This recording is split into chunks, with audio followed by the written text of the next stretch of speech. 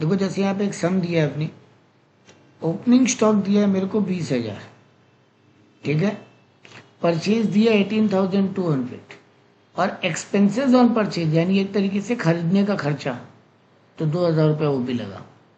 Cell दिया है 35,000, expenses on sales भी दिया है 1,000 यानी बेचने का खर्चा।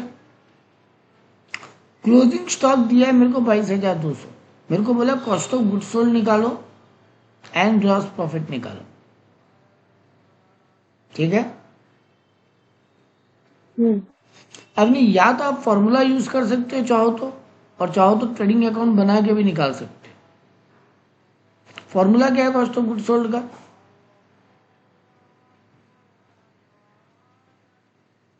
एक तो फॉर्मूला होता है सेल्स माइनस जीपी, सेल में से ग्रॉस प्रॉफिट हटा दो तो भी कॉस्ट आ जाएगा। अगर हम आपको बोले हम आपको 200 रुपया में एक सामान बेचा और उसमें 20 रुपया प्रॉफिट कमाया, तो मेरा उस सामान को बनाने का कॉस्ट कितना है? 180 रुपीज, है ना। इससे निकला सेल में से प्रॉफिट हटा दिए तो कॉस्ट आ गया।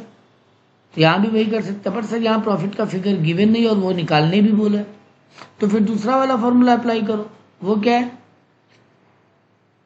Opening stock plus purchase plus direct expense, सारा एक्सपेंस नहीं सिर्फ डायरेक्ट एक्सपेंस जो ट्रेडिंग में आता है, वेजेस कैरेज इनवर्ड वो सब, माइनस क्लोजिंग स्टॉक, तो भी मेरा कॉस्ट ऑफ गुड्स सोल्ड आ जाएगा। तो मेरा ओपनिंग स्टॉक कितना है यहाँ पे? 20,000। मेरा परचेज कितना है यहाँ पे? 18,200।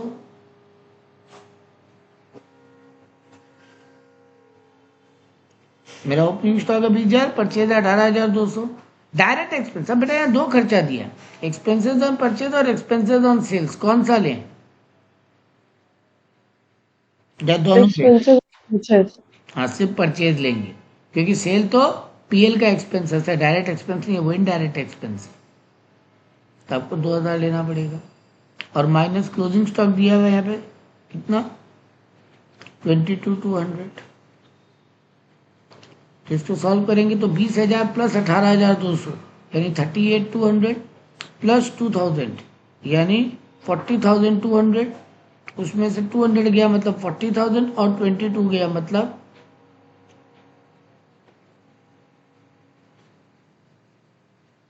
यहाँ पे रॉन्ग आंसर दिया है क्या? नहीं ठीक दिया, 18,000 is your cost of goods sold, ठीक बात। कई बार इसको अपने पीएल बना के भी निकाल सकते थे, ओपनिंग स्टॉक लिख देते यहाँ पे जो कि था 20,000, अपने को परचेज दिया है 18,200, अपने को डायरेक्ट एक्सपेंस दिया है कितना? 2,000, और अपने को यहाँ पे सेल्स दिया और क्लोजिंग स्टॉक दिए। सेल्स दिया है मेरे को 35,000 और क्लोजिंग स्टॉक दिया है 22,200, तो जीपी आ सकता है। अच्छा पहले फॉर्मूला से ग्रॉस प्रॉफिट निकालना है, वो भी निकाल सकते थे, सेल्स मैंने जीपी यूज हो सकता है अब तो, क्योंकि कॉस्ट ऑफ गुड्स सोल्ड मेरा आ गया 18,000, क्वेश्चन में मेरे को सेल्स गिवन है 35,000,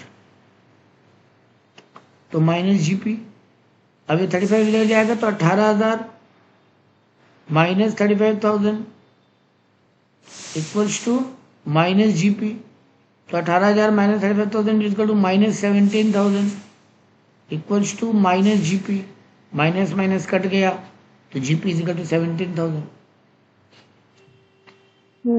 तो ये भी कर सकते थे, या फिर ट्रेडिंग अकाउंट बना के भी जीपी निकाल सकते थे, बैलेंसिंग फिगर इधर का आइटम ऐड करते 35,000 प्लस 22,200 यानी 57,200 57,200 इधर आता, जिसमें से हम माइनस कर देते 20,000 18,000 और 200 और 2,000, तो भी आंसर आ जाता 17,000।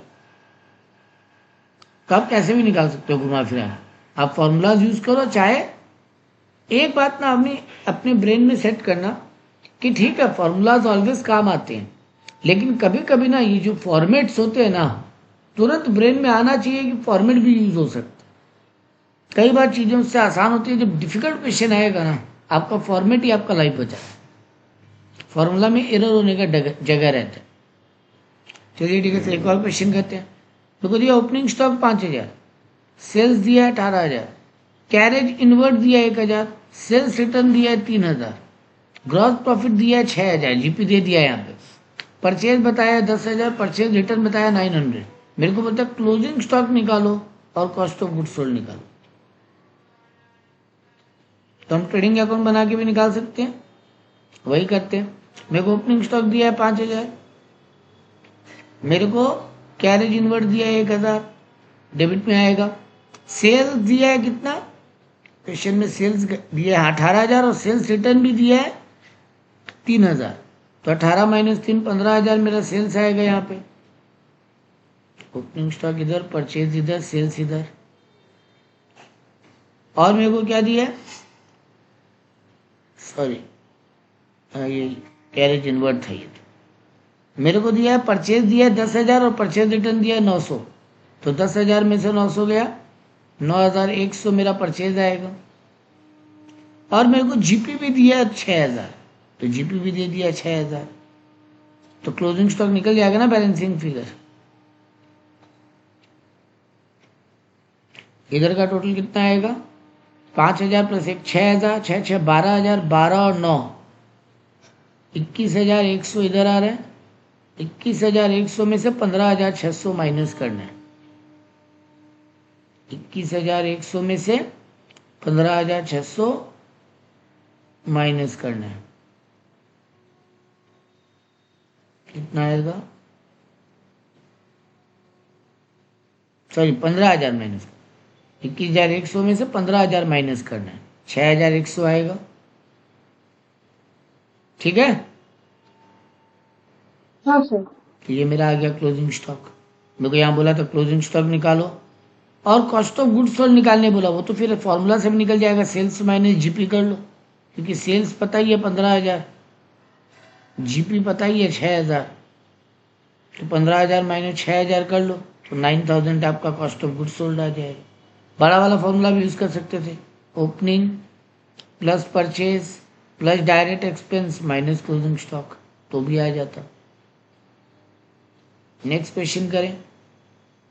मेरे को बोला कैश सेल दिया है मेरे को 39,000, कैश सेल मतलब कैश में माल बेचे हैं, और क्रेडिट सेल दिया है 41,000। बेटा जब ट्रेडिंग अकाउंट बनाते हैं हमको कैश सेल से मतलब है कि क्रेडिट सेल से?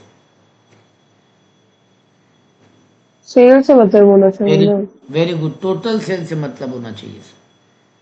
तो मेरा टोटल सेल कितना होगा, 41 प्लस 39, 41 और 9 हो जाएगा 50 और प्लस 30 80,000 टोटल सेल से। मेरे को दे रहा है कॉस्ट ऑफ गुड्स सोल्ड 72,000 है, और एक्सपेंसेस ऑन परचेज 3,000 है, और एक्सपेंसेस ऑन सेल 6,700 है। मेरे को बोला जीपी निकालो और नेट प्रॉफिट निकालो, तो जीपी तो सीधा सीधी निकल जाएगा, sales minus cost of goods sold. GP तो सीधा सीधी निकल जाएगा, सेल में से कॉस्ट ऑफ गुड्स सोल्ड हटा दो, ठीक है ना। तो जीपी सेल्स में से खर्चा हटा दो, प्रॉफिट आ गया। सेल्स है मेरा 80,000 और cost of goods sold question में दिया है 72,000, that means 8,000 is my GP. और जीपी में से इनडायरेक्ट खर्चा हटा दो तो नेट प्रॉफिट आएगा ना, जीपी में से इनडायरेक्ट खर्चा हटा दो तो नेट प्रॉफिट आएगा। तो मेरा जीपी आया हुआ 8,000 और इनडायरेक्ट खर्चा दिया हुआ है यहाँ पे एक्सपेंसेस ऑन सेल 6,700। 8,000 में से 6,700 हटा दो तो आ जाएगा 1,300 रुपया मेरा नेट प्रॉफिट। ठीक बात। इसको फॉर्मेट से भी निकाल सकते हैं, तो फॉर्मेट से निकालते तो परचेज का ये एक्सपेंस भी काम आता है, एक्सपेंसेस ऑन परचेज वगैरह। तो आप पहले ट्रेडिंग अकाउंट बनाते, यहाँ पे टोटल सेल दिया 80,000 तो क्रेडिट में लिखते, एक्सपेंसेस ऑन परचेज दिया 3,000 तो डेबिट में लिखते, आपको कॉस्ट ऑफ गुड्स सोल्ड दे दिया, अच्छा तब एक्सपेंसेस ऑन परचेज लिखने का दरकार ही नहीं पड़ता। कॉस्ट ऑफ गुड्स सोल्ड दे दिया, क्योंकि कॉस्ट ऑफ गुड्स सोल्ड में परचेज, ओपनिंग स्टॉक और एक्सपेंसेस और परचेज सब ऐड होता है और क्लोजिंग स्टॉक ऑलरेडी माइनस होता है। तो ये सब कुछ भी लिखने का दरकार नहीं है। फिर अगर हम COGS लिख रहे हैं यहाँ पे, दैट मीन्स हमको ओपनिंग स्टॉक और परचेज और कैरेज इनवर्ड वगैरह लिखने का दरकार ही नहीं है, क्योंकि उसमें एडेड है। और क्लोजिंग स्टॉक भी यहाँ लिखने का दरकार नहीं है, क्योंकि इसमें ऑलरेडी माइनस है। GP तो डायरेक्ट ही आ जाता 8,000, इसीलिए लोग फॉर्मूला यूज किया। क्लियर है मेरा बात?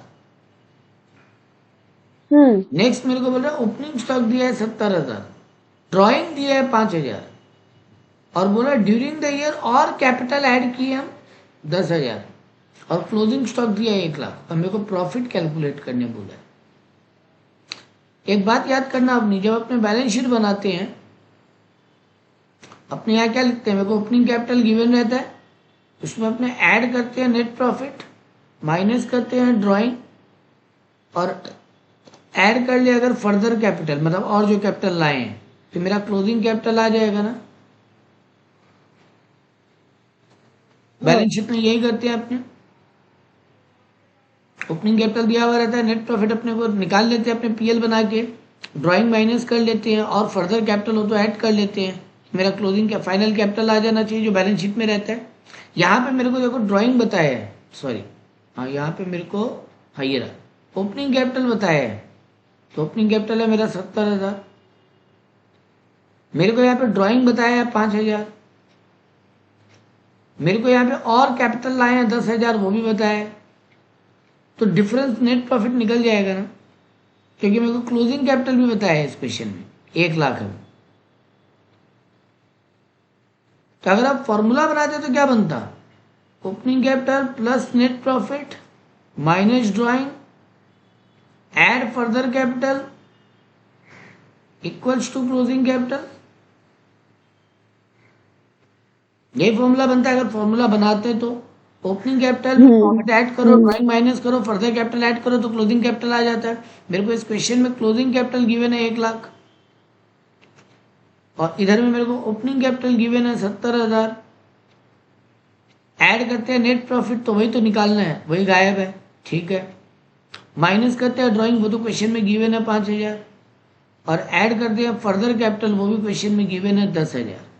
तो 70 में 10 ऐड करना है, 5 माइनस करना है, 70 प्लस 10 80, 80 माइनस 5 75,000।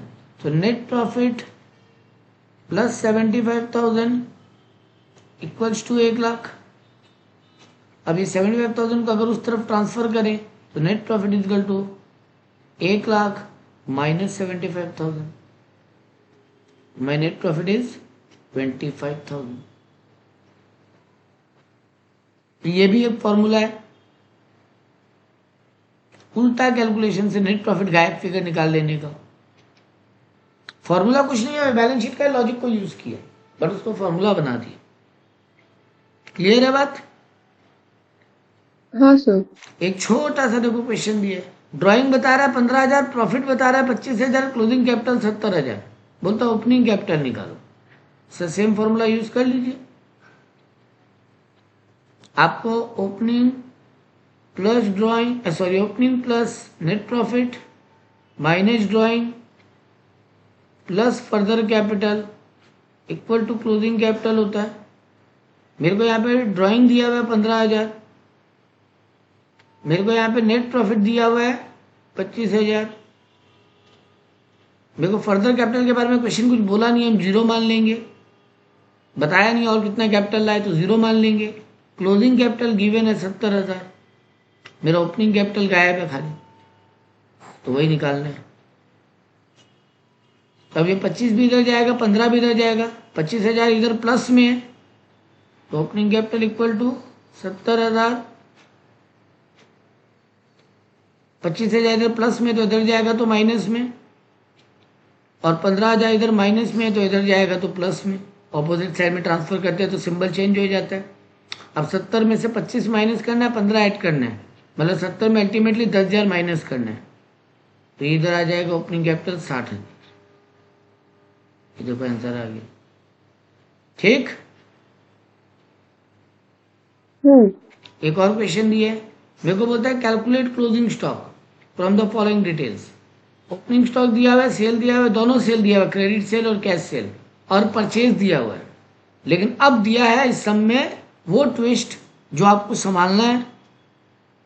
आप मैथ के स्टूडेंट हो, आप मैथमेटिकल वे में भी संभाल सकते हो, वो भी बताएगा हम। और अगर मैथ में नहीं जाना है तो मेरा शॉर्टकट सिस्टम है एक, हम वो भी समझाएगा आपको, ये काम आएगा। इस क्वेश्चन को बहुत ध्यान से करना, क्योंकि इसमें जो बताने जा रहा है ये बहुत बार आपको परेशान करेगा, बहुत सारा जगह। चलो क्वेश्चन क्या है देखते हैं। सर अगर हम एक ट्रेडिंग अकाउंट बनाएं तो मेरे को सब फिगर पता है, यहाँ पे ओपनिंग स्टॉक पता है 20,000, मेरे को क्वेश्चन में दोनों मिला के सेल दिया हुआ है। हमको तो टोटल सेल से मतलब है ना, total sales minus sales return से मतलब है हमको। ट्रेडिंग अकाउंट में सारा सेल आता है माइनस सेल्स रिटर्न करके, सारा परचेज आता है माइनस परचेज रिटर्न करके। तो यहाँ पे सेल्स रिटर्न परचेज रिटर्न नहीं है, तो मेरे को ये 1 लाख का सेल्स से मतलब है। तो सेल्स गिवन है 1 लाख, परचेज गिवन है 70,000। अब बेटा जी निकालने क्या बोला है, क्लोजिंग स्टॉक गायब है। लेकिन सर ये तो बैलेंसिंग फिगर में तब निकलता अगर जीपी होता तो, ठीक बात। बट ना तो यहाँ जीपी है ना क्लोजिंग स्टॉक है। जीपी के लिए क्या बताया आपको, जीपी इज 33.13 ऑन कॉस्ट, 33.33 बोलना चाहते हैं इसका मतलब, है ना। अगर 1/3 करेंगे, 1 को 3 से डिवाइड करें तो 0.33 आएगा। तो यानी ये दे रहा है कि 33.333333% ऑन कॉस्ट। इस पूरा को हम 1/3 बोल सकते हैं मैथमेटिकली। लेकिन पंगा क्या हो रहा है बताए, अब नहीं बेटा, अगर यहाँ पे ऑन कॉस्ट की जगह ऑन सेल बोला होता तब तो आप सीधा सीधी 1 लाख का 1/3 निकालते, जीपी में लिखते और बैलेंसिंग क्लोजिंग स्टॉक आ जाता। मेरा बात समझे। अगर ये परसेंटेज भी ऑन सेल होता और फिगर भी ऑन सेल होता, ये शायद अब आपको पहले पढ़ाया ना सीपीएसपी का स्टोरी, नहीं नहीं, ठीक है, सुनना बात, फिर ध्यान से सुनना, अच्छे से सुनना, यही मेजर है इस पार्ट का। ये आपको बहुत काम आएगा, बहुत सारा जगह। तो इसको अच्छे से सुनना, आराम से सुनना, नहीं समझ में आएगा तो सैटरडे क्लास में फिर डिस्कस करेंगे। लेकिन ये बहुत काम का पॉइंट है। चलो ठीक है, डिस्कस स्टार्ट करते। बेटा एक बात बताओ, अगर हम आपको बोले मेरे पास 5 पीस एप्पल है और 3 पीस ऑरेंजेस है मेरा बैग में, तो टोटल 8 पीसेस ऑफ फ्रूट्स है मेरे बैग में, हम बोल सकते हैं। ठीक है। अगर हम ये बोलता 5 पीस ऑफ एप्पल है और 3 केजी ऑरेंजेस है, और अब हम बोलता मेरे बैग में 8 आइटम्स है, क्या ये सही होता? क्यों नहीं सही होता? यूनिट चेंज हो रहा है ना, आप एप्पल्स को उनके सिंगल उसमें वो कर रहे हो, ऑरेंजेस उनके वेट पे। Very good. ये बात लॉजिकल परसेप्शन में बहुत जरूरी है समझना कि यूनिट ऑफ मेजरमेंट यानी base, I repeat, unit of measurement मतलब बेस। हर चीज का बेस सेम होने पे आप डायरेक्ट एडिशन कर सकते। अगर बेस सेम नहीं है तो डायरेक्ट एडिशन या डायरेक्ट मल्टीप्लीकेशन कभी अलाउड नहीं होता। या तो आप वो 5 पीस एप्पल को केजी में कन्वर्ट करके फिर ऐड कर लीजिए दोनों को, या 3 केजी ऑरेंजेस में कितना पीसेस है उसको निकाल के दोनों को ऐड कर लीजिए, है ना। लेकिन डायरेक्ट एडिशन यहां पे पॉसिबल नहीं। सेम कंसेप्ट यहां फॉलो हो रहा है। तुम्हारा फिगर जो है ना बेटा, जीपी परसेंटेज तो सेल पे कैलकुलेट होता है ना, प्रॉफिट तो सेल पे निकलता है ना, ठीक है। तो ये फिगर ऑन सेल है, मतलब इसमें प्रॉफिट ऑलरेडी इंक्लूडेड है 1 लाख में। सेल में तो प्रॉफिट इंक्लूड होता है, लेकिन ये जीपी परसेंटेज बोल रहा ऑन कॉस्ट है, जीपी परसेंटेज बोल रहा ऑन कॉस्ट है। तो आप डायरेक्ट मल्टीप्लाई नहीं कर सकते। आप 1 लाख का डायरेक्ट 1/3 या 33.33% नहीं निकाल सकते। अगर ये बोलता ना ये जीपी परसेंटेज ऑन सेल 33.33 है, then you would have direct multiplied. क्योंकि मैथ्स लॉजिक ये बोलता है कि डायरेक्ट एडिशन या डायरेक्ट मल्टीप्लिकेशन तभी पॉसिबल है जब unit of measurement same, base same. ठीक है, तो यहां पॉसिबल तभी होता। या फिर हमको ये जो माल बेचे हैं उसका कॉस्ट बता देता। मान लो हमको कॉस्ट ऑफ गुड्स सोल्ड बोलता है 80,000 है, देन भी हम डायरेक्ट मल्टीप्लाई कर पाते 80,000 का 33.33%, क्योंकि तब ये भी फिगर कॉस्ट पे होता और परसेंटेज भी ऑन कॉस्ट होता, तब डायरेक्ट मल्टीप्लाई पॉसिबल था। यानी सर फिगर भी कॉस्ट होता, परसेंटेज भी ऑन कॉस्ट होता तो डायरेक्ट मल्टीप्लाई हो जाता, फिगर भी ऑन सेल होता, परसेंटेज भी ऑन सेल होता तो भी डायरेक्ट मल्टीप्लाई हो जाता। लेकिन सर जब नहीं हो तब क्या करना है वो समझाइए, क्योंकि सीखने लायक बात वही है। बेटा ये 1 लाख में ऑलरेडी प्रॉफिट इंक्लूडेड है ना, है ना? हाँ हाँ 1 लाख में जो सेल का फिगर है इसमें प्रॉफिट इंक्लूडेड है। सर माल हमेशा प्रॉफिट ऐड करके ही बेचता है। दुकानदार कभी तुमको ये बताता है कि 800 रुपया का शर्ट है, 200 रुपया मेरा प्रॉफिट, 1000 रुपया दो हमको, नहीं ना। दुकानदार क्या बोलता है, शर्ट का दाम 1000 रुपये, मतलब वो अपना प्रॉफिट इंक्लूड करके आपसे बात कर। एकदम परफेक्ट। तो अब आ जाओ मेन कंसेप्ट क्यों। सर कोई भी अमाउंट जब कोई परसेंटेज गिवन नहीं हो तो उसका बेस परसेंटेज हमेशा क्या होता है, 100। कोई भी अमाउंट को हम अपने आप में 100% मानते हैं जब कुछ भी पता नहीं हो तो, है ना? हाँ सर मैथमेटिकली फ्रैक्शन में जब कोई चीज नहीं पता तो उसको 1 मानते हैं, और परसेंटेज में नहीं पता हो तो उसको 100 मानते हैं। तो बेटा यहाँ पे तो प्रॉफिट इंक्लूडेड है, यानी 1 लाख अपने आप में 133.33% है, क्योंकि इसमें प्रॉफिट इंक्लूडेड है, यानी 100 में और 33.33 ऐड हो चुका होगा, तो ये 1 लाख अपने आप में 133.33 है। अब आप इंटू 33.33 कर लो तो प्रॉफिट आ जाएगा, या इंटू 100 कर लो तो आइटम का कॉस्ट आ जाएगा। मैथमेटिकली आप ऐसे ही करते हो। हाँ देखो बेटा जी, आप लोग मैथ के स्टूडेंट हो, आपको मैथ पसंद है, आप मैथमेटिकली कर सकते हो।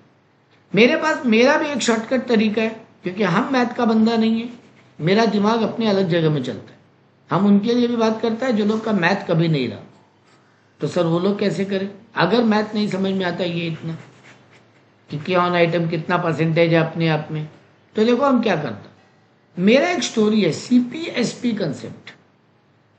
कॉस्ट प्राइस से हमेशा सेल प्राइस ज्यादा होगा जनरली। सर लॉस होगा तो अलग बात है, अदरवाइज आप लॉस में बेच रहे हो तब कॉस्ट प्राइस से सेल प्राइस कम होगा, लेकिन जनरली आपका कॉस्ट प्राइस से ज्यादा ही होगा सेल प्राइस। देखो ये परसेंटेज ऑन CP दिया, ऑन कॉस्ट दिया, 33.33 का मतलब 1/3 होता है, तो ये CP पे 1/3 है। हमको आगे जाना है ना, तो जो न्यूमरेटर में है वो डिनोमिनेटर में ऐड कर दो, यानी ये 1/4 हो जाएगा अगर आगे जाना है तो। 1/3 है, CP पे 1/3, आगे जाना है, न्यूमरेटर में क्या है 1, ऊपर तो 1 ही लिखना है, लेकिन डिनोमिनेटर में क्या करना है, 3 + 1 कर लेना है, यानी 4। 3 + 1 कर लेना यानी ये 1/4 हो जाएगा।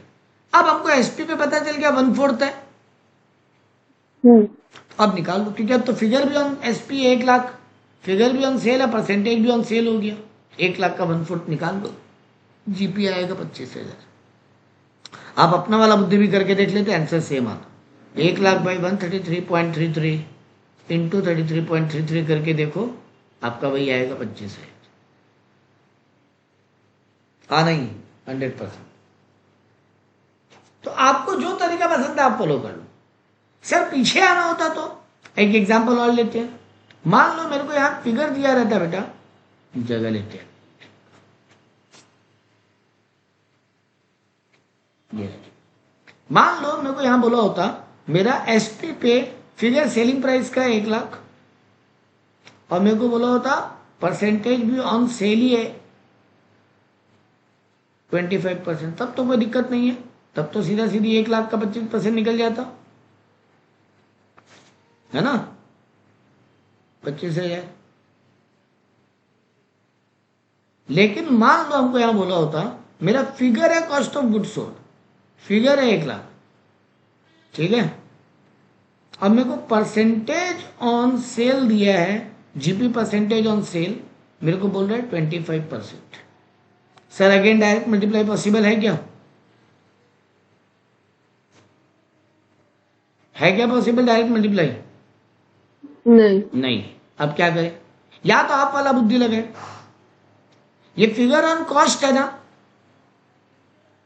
यानी ये अपने आप में 75% है, मतलब 1 लाख अपने आप में 75% है, क्योंकि प्रॉफिट ऐड करके 100% होता, तो इंटू 25 करके निकाल लेते। आपका मैथ वाला बुद्धि नहीं पसंद तो मेरा आ जाओ, मेरा कंसेप्ट पे सीपीएसपी। मेरे को एसपी पे पता है 25% मतलब 1/4 होता है। बेटा कैसे निकाले 25/100? सर परसेंटेज का मतलब 100 होता है, तो ये 1/4 होगा। तो एसपी पे 1/4 है और मेरा फिगर वो कॉस्ट पे है, तो ये परसेंटेज भी हमको ऑन कॉस्ट चाहिए, तभी डायरेक्ट मल्टीप्लाई पॉसिबल होगा। तो हम क्या करें? हमको पीछे आना है, उल्टा आना है। तो क्या करें? सर आगे जाने के लिए क्या किए थे? न्यूमरेटर को डिनोमिनेटर में ऐड कर दिए थे, तो पीछे आने के लिए माइनस। Very good. तो सर आप 1 लाख का 1/3 अब निकाल लीजिए, 33,333 आएगा। तुम चाहो तो ये भी चेक करके देख लो, ये भी वही आता। तो या तो वो अपने आप में कितना परसेंट है उससे डिवाइड करो और इनटू प्रॉफिट का परसेंटेज कर लो, आपका प्रॉफिट आ जाएगा। अगर दोनों का बेस सेम नहीं है तो, और अगर वो बुद्धि देखो यहाँ पे मेरे को क्या लगता है ना, जो नॉन मैथ स्टूडेंट लोग कहाँ बसता, सर आप कभी तो डिवाइडेड बाई 125 मार दिए और कभी डिवाइडेड बाई 75 मार दिए। यही समझने में नॉन मैथ स्टूडेंट का कहानी खत्म हो गई। या हमको भी नहीं आता था बेटा जब हम 9-10 पढ़ा। ये मतलब धीरे धीरे धीरे धीरे जब CATA पढ़ा तो समझ में आया, अच्छा ये वाला बात कर। बट ये हमको अभी भी कभी कभी परेशान करता है, कभी भी अभी भी हमको परेशान करता है, क्योंकि हम नॉन मैथ स्टूडेंट हैं। हम 7, 8, 9 में भी मैथ कभी नहीं पढ़ा खोल के। तो मेरे लिए कोई शॉर्टकट बुद्धि यही था, ये मेरे टीचर ही सिखाए हमको, हम खुद से नहीं डेवलप किया है कोई। लेकिन बहुत बढ़िया लगा हमको आइडिया कि हाँ कन्वर्ट कर लो परसेंटेज को, फिगर को तो कन्वर्ट करना नामुमकिन है। ये 1 लाख अगर ऑन कॉस्ट है तो इसका सेल प्राइस कितना होगा ये निकालना तो नामुमकिन है, लेकिन परसेंटेजेस को कन्वर्ट करना इजी है। अगर हम बोलते हैं मेरा 50% ऑन सीपीए, ठीक है, करो CPA SP convert, percentage on SP convert करते क्या कहते हैं? 50% मतलब क्या होता है? 50/100 मतलब 1/2, है ना? 1/3 आ जाता है। 1/2 है तो आगे जाएंगे तो 1/3 हो जाता। अगर हम बोलते हैं ये 50% ऑन एसपी है, देखो मजा आएगा, मतलब एसपी पे 1/2 है तो सीपी पे क्या होता? 1/3 हाँ क्या बोले? नहीं 1 हाँ यानी 100% हो जाता, 1/1 मतलब 100%,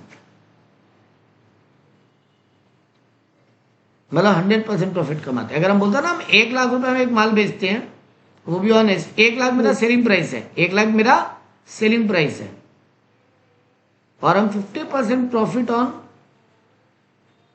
सॉरी 1 मिनट, हम 1 लाख मेरा कॉस्ट है, 1 लाख मेरा कॉस्ट है एक गुड्स को बनाने का, और हम 50% ऑन एसपी प्रॉफिट कमाता है।